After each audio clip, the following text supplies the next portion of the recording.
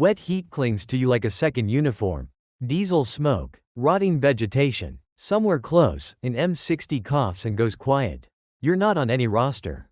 You move between patrol lines with a sack, a map, and a grin that never reaches your eyes.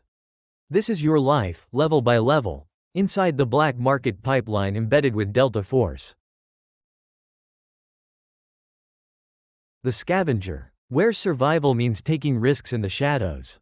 You wait until the shooting moves away. Then you step out. Bare boots sink into patty mud, and your hands find metal by touch cold magazine bodies, a cracked canteen cup, a web belt stiff with dried sweat. You strip an abandoned rucksack fast, M16 cleaning kit, bent bayonet, 2 frags with the pins still seated. You don't look at faces for long. You look at pockets. You tell yourself it's salvage. You tell yourself it's anonymous. You tell yourself it's what the jungle leaves behind anyway. You work the edges of fire bases and burned hamlets near Pleiku, outside Ben Head where the ground still smells of cordite and fish sauce. Rival scavengers watch from tree lines. ARVN patrols don't ask questions twice. Every score has teeth. A claymore can be wired as a farewell present. A crate marked tools can be an ammo packed with a tripwire grenade. You learn to probe with a stick, to open lids from the side, to listen for that faint rattle that means death is waiting. You don't deal in weapons yet. You deal in breath, traded one careful minute at a time. The Fixer, where connections are more valuable than gold. You stop carrying a sack. You carry names. A South Vietnamese supply sergeant at An Key who likes French cigarettes. A riverboat owner on the Perfume River who wants penicillin. A bartender in Saigon's Cho Lon who keeps a back room empty on Tuesdays.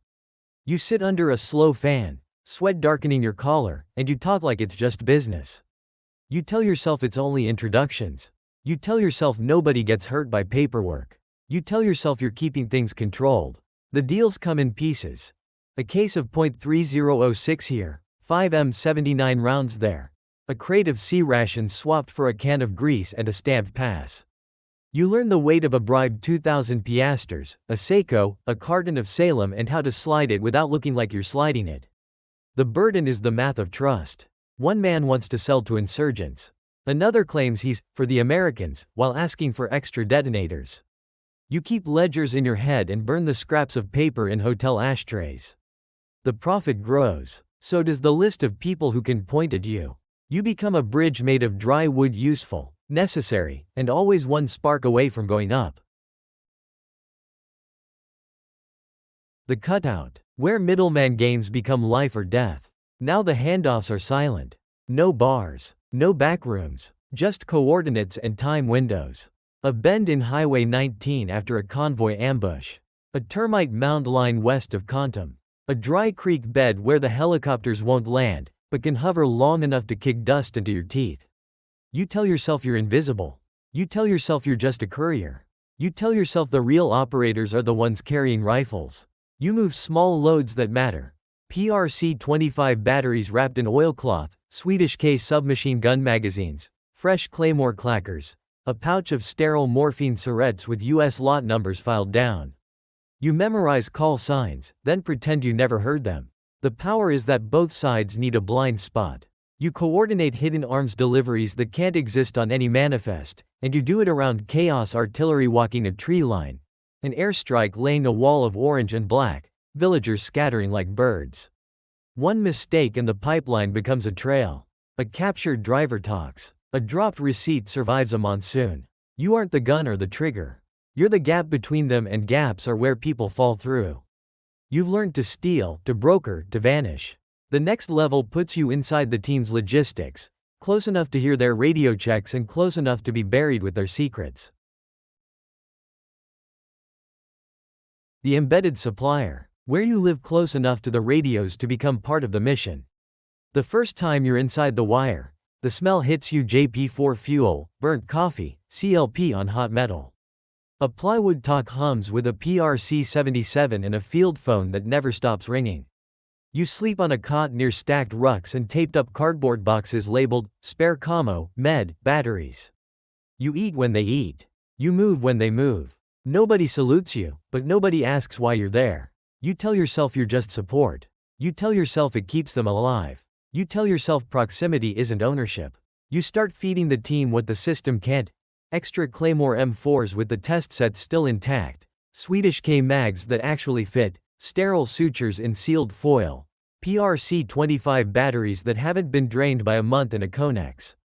You know who's missing socks, who's down to 2 morphine syrettes, who's got a cracked Starlight Scope iCup held on by tape. The power is that you can pre-position reality. A resupply bird lands at a strip outside Duck Pho, and the right duffel appears without a signature. A training allotment becomes 3 cases of 5.56. A disappeared M26 becomes a range loss. You don't carry a rifle, but you decide what gets carried. You stop living near their secrets and start living off them, like a leech that learns the shape of its host's heartbeat. The Deniable Quartermaster, where you run the off-book supply chain and design alibis as carefully as loads. Paper becomes your camouflage. You sit at a dented desk with carbon paper, a stapler, and a stack of DA Form 2062s that never make it to the file. You keep a grease pencil behind your ear and a pocket scale in your kit. You ride in the back of a deuce and a half-past MP checkpoints, smiling like you belong, while the canvas cover hides what the manifest can't. You tell yourself it's just accounting. You tell yourself everyone does it. You tell yourself the war eats supplies, so you're only speeding up the inevitable. You build a supply chain out of small thefts that don't show up alone. 1 case of M18 smoke. Expended. 2 PRC-77 handsets. Damaged. A bundle of det cord, used in training. You move it through real places: Tan Son Nhut cargo sheds, a pole dump near Long Bin, an ARVN warehouse outside Bien Hoa using real procedures. Borrowed stamps, forged lot numbers, a driver with the right clearance badge. The burden is the alibi, always running ahead of the load. You have to know which sergeant is on duty, which captain hates paperwork, which colonel is flying to Saigon and won't check. 1 audit, 1 pissed-off MP, 1 missing signature, and your whole network turns into evidence with your name on it. At this level, the bullets are still downrange, but the trigger is a typewriter key you can't unpress. The Master of Deception, where control means steering both enemies and allies without them noticing. Now you don't just move crates. You move beliefs. You stand close enough to the team's map board to see grease pencil lines, LZ names, approach routes, no fire areas, and you file them away like inventory. You keep 2 watches set to different time zones. You keep 2 stories ready for every question. You tell yourself it's for operational security. You tell yourself it's to protect the men. You tell yourself nobody wants the truth anyway. You seed false trails with precision. A lost pallet tag that points to Kinan, a whispered rumor in Cholan that a shipment's going by river when it's going by road, a radio battery, misrouted, so a unit calls on the wrong freak at the wrong hour. You pay in the currencies that don't clink: favors, fear, access. A customs clerk looks away. An MP decides not to open the second box. A local militia captain suddenly has more 7.62 than he can explain. The power is that you can make outcomes feel accidental. A contact gets burned because you needed a distraction. A firefight starts in the wrong hamlet because the wrong man heard the right lie. You can't control the jungle, but you can control what people think the jungle is. And one day you realize the most effective weapon you ever sold was a story, and you've been handing out ammunition in sentences. Rank never cleans the smell out of you. Mud becomes dust, dust becomes paper, paper becomes a voice on a secure line. You learn to count lives in batteries, in stamps, in silence held too long.